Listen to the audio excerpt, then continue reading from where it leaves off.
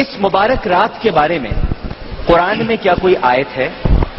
اور جیسا کہ بتایا گیا ہے کہ یہ اس رات میں عبادتیں کی جاتی ہیں، لیلۃ السک ہے، تقسیم امور کی رات ہے، کیا یہ ثابت ہے احادیث سے؟ کیا دوسرے دن روزہ رکھنا چاہیے؟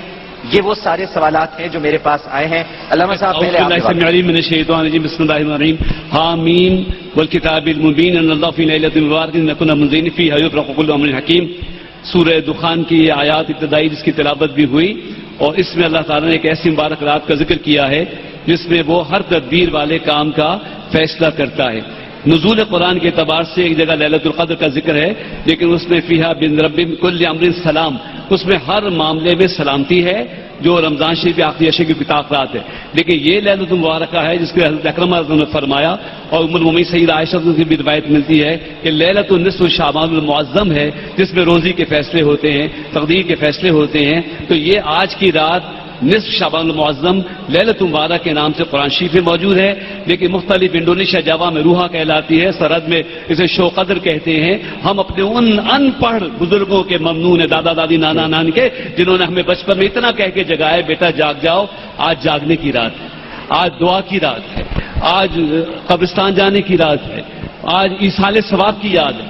ہم ان کو سلام کرتے ہیں جنہوں نے یہ رات ہم تک پہنچا دی، اور آج آپ کے زمانے میں اور آپ کے توسط سے ہم ان علماء کرام سے اس رات کی فضیلتیں سن رہے ہیں، جاگ رہے ہیں، جگا رہے ہیں، اور اس فضول باتوں سے بچے ہوئے ہیں جس سے آپ اپنی گفتگو اشارہ کر چکے ہیں۔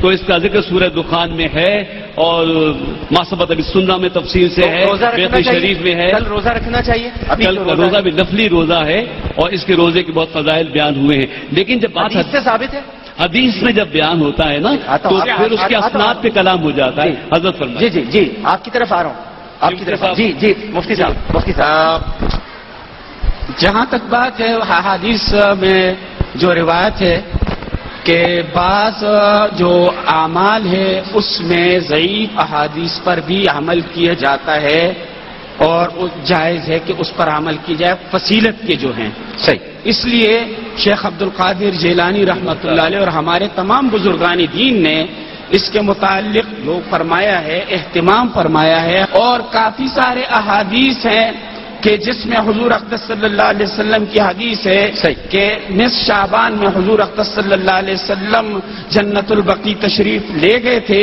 اور عائشہ رضی اللہ تعالی عنہا تشریف لے گئے، اور آپ نے فرمایا کہ آج کی رات میرے امت کے گناہ اس قدر معاف ہوں گے جتنے بنی کلب کے بکریوں کے جسم پہ بال۔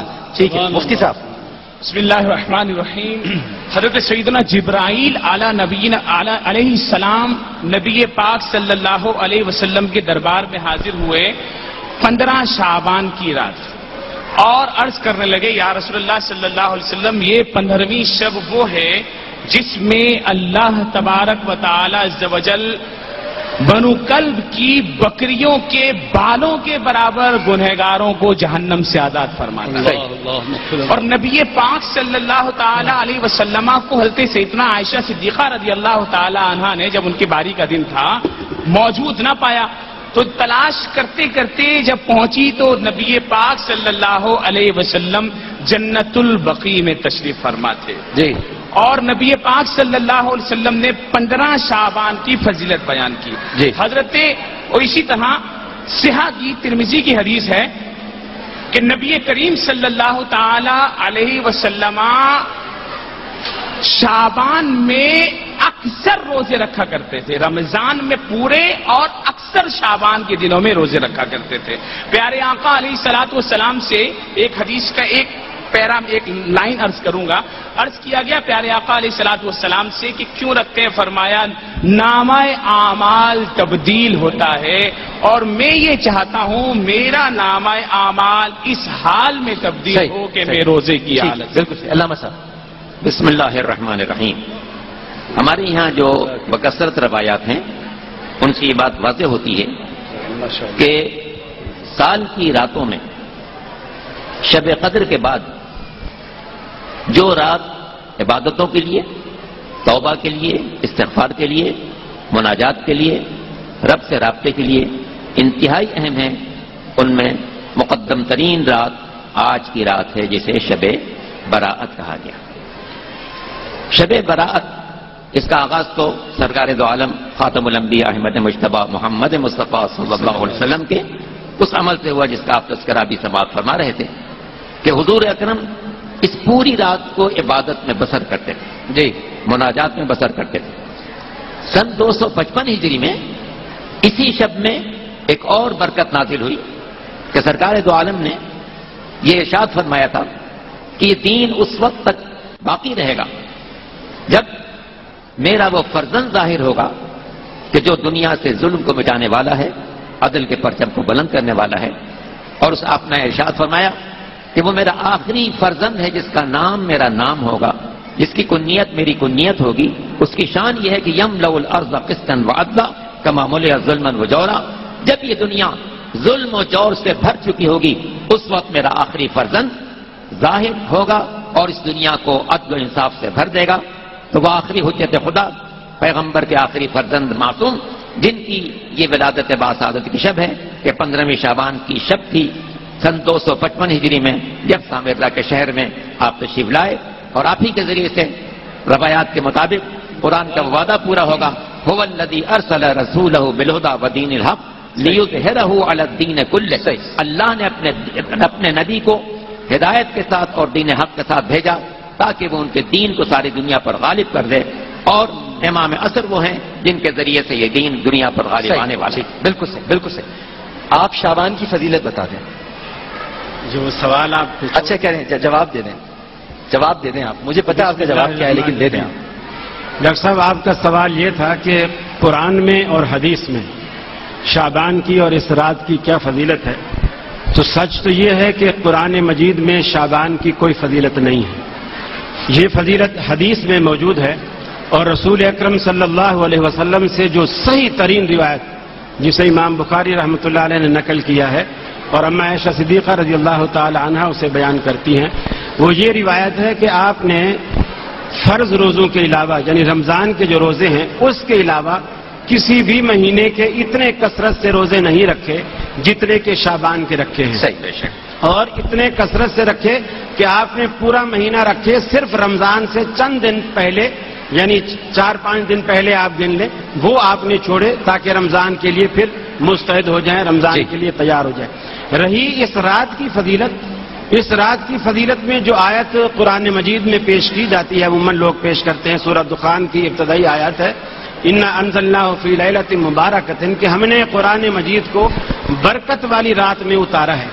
اگر وہ برکت والی رات شعبان کی 15 رات ہے تو قرآن مجید کے آخری پارے میں اللہ نے کہا اِنَّا أَنزَلْنَاهُ فِي لَيْلَةِ الْقَدْرِ، ہم نے قرآن مجید کو لیلۃ القدر میں اتارا ہے، اور یہ بچہ بچہ مسلمانوں کا جانتا ہے کہ لیلۃ القدر شعبان میں نہیں ہوتی، رمضان میں ہوتی ہے، اور وہ بھی رمضان کے آخری عشرے کی طاق راتوں میں کوئی ایک رات ہوتی ہے۔ پھر تیسری جگہ قرآن مجید نے کہا شہر رمضان الذی انزل فیہ القرآن، وہ رمضان ہی کا مہینہ ہے جس میں اللہ نے قرآن کو نازل کیا ہے۔ تو گویا قرآن خود متعین کر رہا ہے کہ جس رات میں قرآن نازل ہوا ہے وہ رات رمضان کے علاوہ کسی مہینے میں نہیں ہے، تو لہذا یہاں انا انزلناہ فی لیلۃ مبارکۃ سے مراد برکت والی رات لیلۃ القدر ہی ہے جو رمضان المبارک کے اندر ہے۔ رہی یہ بات ہے کہ احادیث اس کے بارے میں اتنی ہیں، بعض ائمہ نے 135 روایات شب قدر کے حوالے سے بیان کی ہیں، لیکن سب کو ضعیف قرار دیا ہے۔ محدثین کا جو پرکھنے کا پیمانہ ہے، جانچنے کا جو پیمانہ ہے، اس پیمانے پر صحت کے درجے پر ویسے ہمارا دین ہم سے یہ کہتا ہے کہ ضعیفوں کی عزت کیا ہے۔ میری گفتگو کے درمیان آپ اپنی میں بات کر رہا ہوں، میں ایسی آپ سے کہہ رہا تھا کہ ضعیفوں کی عزت کریں۔ صحت کے درجے پر کوئی بھی نہیں پہنچتی، جیسے سیدہ عائشہ صدیقہ رضی اللہ تعالیٰ عنہ کی وہ روایت جو قبرستان پیچھے پیچھے گئی، آپ بقیع قبرستان میں کھڑے ہوئے تھے۔ اب آپ خود بتائیے ڈاکٹر صاحب، پہلی بات تو یہ کہ امام ترمذی رحمت اللہ علیہ نے خود اس روایت کو بیان کرنے کے بعد کہا کہ یہ روایت صحیح نہیں ہے۔ محدث جو بیان کر رہا ہے، جب آپ اس کی بات بیان کر رہے ہو تو اس بات کی حقیقت جو اس نے بتائی ہے وہ بھی بیان کی جانی چاہیے۔ دوسری بات یہ کہ اما عائشہ صدیقہ پیچھے پیچھے گئی، ان کو پتا چل گیا کہ آج بڑی بابرکت رات ہے، نعوذ باللہ اللہ کے رسول جو نیکی پھیلانے میں، تبلیغ کرنے میں اور نیکی کے کاموں کی دعوت دینے میں اتنے تھے کہ دنیا میں آج ہم ان کی کوئی نظیر پیش ہی نہیں کر سکتے. اور قرآن نے بھی یہی کہا کہ یا ایھا الرسول بلغ ما انزل الیک، اے حبیب جو کچھ ہم نے آپ تک پہنچایا ہے اسے آپ امت تک پہنچا دیجئے. وَإِن لَّمْ تَفْعَلْ فَمَا بَلَّغْتَ رِسَالَتَهُ، اگر آپ نے ایسا نہ کیا تو ہم یہ سمجھیں گے آپ نے اپنی رسالت کا حق ادا نہیں کیا، حالانکہ آپ حق ادا کر کے گئے ہیں. یہ کیسی بابرکت رات تھی کہ آپ خاموشی سے اٹھے، حجرے سے نکلے، خاموشی سے دروازہ کھولا، خاموشی سے قبرستان چلے گئے، نہ بیگم کو بتایا، نہ ازواج مطہرات کو بتایا، نہ صحابہ کو جگایا. اگر یہ عبادت والی رات تھی تو نعوذ باللہ آپ نے بخل کیا کہ تنہا بھی عبادت کرنے چلے گئے. اور پھر وہ عبادت بھی کیا کی، قبرستان جا کے کھڑے ہو گئے اور واپس آ گئے.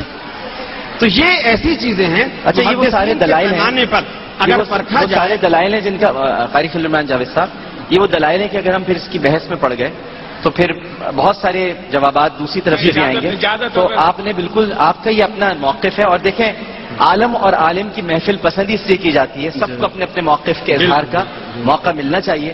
میں صرف اتنا سمجھتا ہوں کہ امت جو ہے وہ کبھی بھی خیر کے علاوہ کثرت سے کہیں جمع نہیں ہو سکتی. یہ خیر ہی ہوگی جو امت آج یہاں جمع ہوئی ہے. اور دوسری سب سے اہم ترین بات یہ ہے کہ میرا تو خیر منصب ہی نہیں ہے آپ جیسے عالم کے سامنے بات بھی کرنا. آپ ماشاءاللہ علم رکھتے ہیں اور علم حدیث رکھتے ہیں. تو مگر یہ جو ہم باتیں کبھی کبھی کرتے ہیں کہ نبی کریم صلی اللہ علیہ وآلہ وسلم نے کیوں نہیں بتایا بہت ساری چیزیں، سرکار نے تو ہمیں شب قدر کے بارے میں بھی نہیں بتایا، تلاش کرنے کے لیے کہا ہے، تلاش کرنے کے لیے کہا. بتانا چاہ رہے تھے لیکن ہماری ہی حرکتوں کی وجہ سے ہم لڑ رہے تھے. تو آپ نے کہا کہ مجھ پر سے میں تمہیں نہیں بتانا چاہتا کیونکہ تم نے لڑائی کی ہے. تو اب ان 5 راتوں میں ہمیں تلاش کرنا ہے تاخرات. اسی طرح سے بہت سارے معراج کے معاملات ہیں جو سرکار نے بہت ساری باتیں نہیں بتائی ہیں. تو اگر نہیں بتائی گئی کوئی چیز تو یہ امت کا فرض ہے کہ بہت ساری چیزوں کو تلاش کرے، جستجو کرے. قرآن حکم دیتا ہے تلاش کرنے کے لیے، جستجو کرنے کے لیے، اس کو کسی طرح سے تسخیر کرنے کے لیے. تو اس میں کہیں یہ نہیں لکھا کہ ہم اگر آج یہاں جمع ہو گئے تو کیا کر رہے ہیں یہاں جمع ہو کر، اللہ کا ذکر کر رہے ہیں، اللہ کی باتیں کر رہے ہیں، رسول کی نعتیں پڑھ رہے ہیں، سبحان اللہ وبحمدہ سبحان اللہ العظیم کر رہے ہیں، مغفرت کی بھیک مانگ رہے ہیں، اللہ کو پکار رہے ہیں. قاری خلیل الرحمان جاوید صاحب اگر ایسے لوگ ہر رات جاگیں تو ہر رات لیلۃ القدر ہے. سبحان اللہ، ہر رات لیلۃ القدر. شاعر نے کیا ڈاکٹر صاحب، شاعر نے فرمایا ہر شب شب قدرست، ہر شب شب قدرست. عالم اور عالم کا وقت اپنے اختتام کو پہنچا. یاد رکھیے ہماری محفل سب کے موقف کے اظہار کے لیے ہوتی ہے. قاری صاحب کے موقف کی ہمیں عزت کرنی چاہیے. لیکن اگر ایسی راتیں اس امت کو مل جائیں، سب جنتی ہو تم لوگ، سب جنتی. کیا بات. ڈاکٹر صاحب ایک گزارش ہے، ہر شب شب قدرست، ہر شب شب قدرست کی قدر بتانی. ہر رات شب قدر ہے اگر ہم اس کی قدر جان لیں. اور میں نے گزارش آج قدر ہو رہی ہے رات کی. بالکل اللہ نے گزارش کی. میں نے کہا کہ اعمال میں یہ نہیں کرتے، یہ راتوں کو نہیں جاگتے، آج جاگ رہے ہیں ماشاءاللہ. اور یہ جاگ رہے ہیں خدا کی قسم دین سمجھ کے. آپ اس کو دین نہ سمجھیں، میں ہمیشہ کہتا ہوں دین نہیں ہے. لیکن اور یہ جاگ رہے ہیں خدا کی قسم دین سمجھ کے. آپ اس کو دین نہ سمجھیں، میں ہمیشہ کہتا ہوں دین نہیں ہے.